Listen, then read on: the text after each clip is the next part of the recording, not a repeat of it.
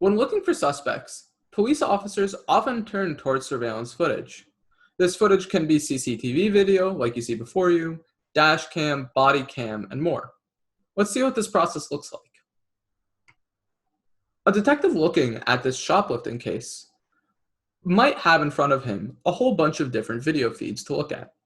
One of them has the relevant video that he's looking for, but he doesn't know which one. So he's just going to take some video that he has and manually scroll through the footage to see if it has any relevant information. Let's assume that the first one doesn't, and he keeps on going. This is a manual process that requires sifting through potentially hours of video footage, and even worse, he might give up or run out of time. This results in a lot of time wasted, and even worse, the detective never even found the relevant video. My name is Sipser. And I'm Zachary Collins. And we would like to introduce SurvQ, which is a system built for optimizing this process, allowing police officers and detectives to easily analyze all of their video feeds and be able to search for suspects in an efficient manner. We had several goals in mind when building SurvQ. First and foremost was a video search interface that even users who have a non-technical background, such as police investigators, could work with. We needed to be able to support many video sources in real time. We're planning on putting SurvQ in production with a police department in West Lafayette, Indiana. They have on the order of several hundred cameras. Let's walk through a quick demo of our user interface. Imagine that you're a police officer investigating a suspect that had a red shirt and black pants found walking outside a city center on the week of November 15th. What you can do is you can easily fill out our incident report, where you can enter in a description of what happened and the time range that you're interested in searching through video of. We selected the week of November 15th. We indicate that we're looking for a suspect wearing a red shirt and black pants. And then we can see down below that we have two available feeds as indicated by the yellow icons on the map. If we only want to search through the right feed, what we can do is we can select a region outside that feed and only search through video from that CCTV camera. Let's see what we've got. Immediately, we see a bunch of results. On the right-hand side is a bunch of video clips that have suspects that match our criteria. As you can see right here, we can see a suspect with red shirt and black pants. Additionally, in these videos, there's also individuals wearing a red jacket and black pants. Beyond this, we allow users to interact with this video by marking it as important, filtering it, and viewing it with different views, such as on a map or on a timeline. Then users can take this video, export it, and download it, and share it with other officers who are working on the same incident. Now we can see that we have hours of video limited down to just a set of 2 video clips that we think are interesting. Let's see how the officer from before would find the relevant video using SurvQ. First, all of the video from their different sources would be ingested into the system. The officer would then supply a query marking different characteristics of the suspect he's looking for. SurvQ would process the different video files and find clips that had the relevant characteristics, returning them to the officer. The officer can then make modifications to the query and aggregate the video in different ways, and he'll get a set of updated results. He can continue this loop until he gets down to a small subset of video that contains the suspects he's actually looking for.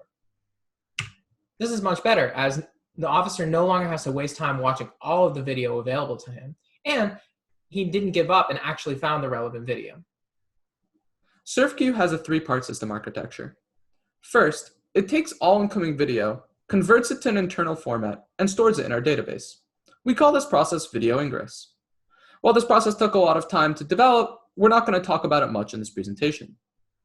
Then, upon user query, we take a subset of all of this video and run machine learning models on it.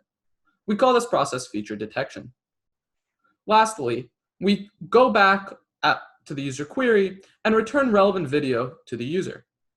We wanted to highlight some of the key takeaways we had when building SurvQ.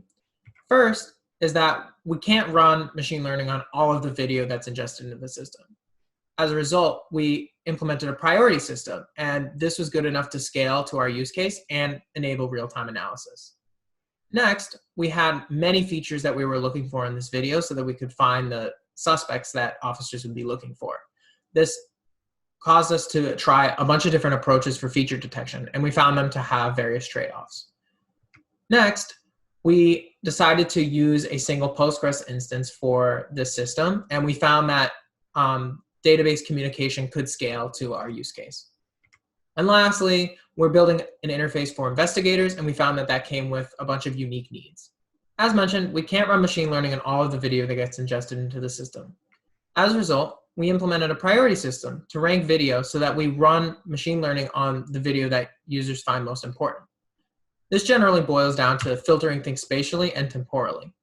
As you can see from this figure, if two users make queries, the video that gets the most priority is the video that falls into the overlapping region of the two queries. Video that's only in one of the queries gets a little bit lesser priority, and video that falls outside both of them has no priority. This deferred processing comes with a clear latency trade-off, and that users will not always get immediate video results when they make a query, but we found this valuable since officers generally only use a small subset of their video, and we can now just ignore a vast majority of it. When working with police departments, we found over 30 different features that they are interested in detecting in their video, such as gender, clothing color, and height. We tried many different techniques, and we found that machine learning was extremely general, but obviously it requires lots of training data. For other features, such as clothing color, we found heuristic approaches working very well. In particular, they didn't need any training data, because once we found the bounding box of a person, we could sample different pixel locations to evaluate what someone's clothing color was. However, this was very situational and would not work for all the features that we had. The way we set up database communication in SurvQ allowed us to support both user queries and standing queries at scale. What this looked like was if we had a user make a query to our database, we would immediately provide results if we had any. But what we would also do is we would store their query as a trigger function in our database. Then, when any new video came, if any relevant matches were made, we would immediately fire a notification back to the user. We had a concern that our Postgres instance might not be able to support running hundreds of trigger functions on each insert done by feature detection servers. However, we found that we were able to support hundreds of cameras in real time with the number of trigger functions that we had. We built a user interface that needed to satisfy the requirements of investigators. The first one being simplicity. The officers who would be using the system often don't have a strong technical background. Adding questions and tools that help guide them through their workflow would be really important. Next, this process of searching through video is iterative. Officers might not often be sure of the actual suspect they're looking for. So being able to go through video and readjust who they're actually looking for and filter down video to that small subset they actually care about would be valuable too. Lastly, being able to aggregate video in different ways would help officers pick up on interesting patterns. For example, grouping video by location and showing it on a map could help them find a path that a suspect might have been taking, or where they can find additional video that would be useful. There exists other great video analysis tools. Blazeit is a system that provides a custom video querying language. NoScope is a system that optimizes for fixed angle video, such as CCTV cameras. And Focus has custom algorithms for object detection to help it scale better.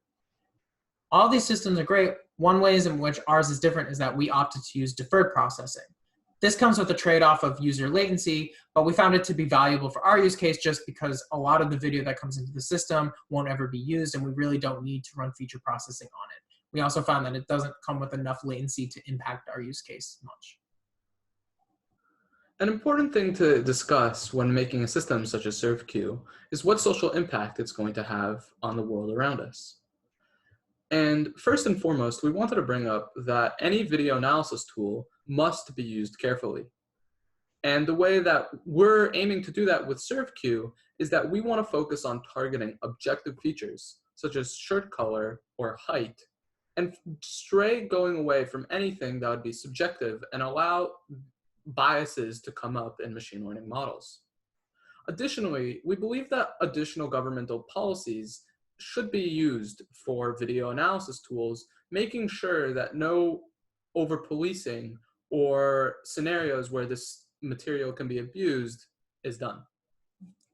There's lots of ways to improve SurvQ further.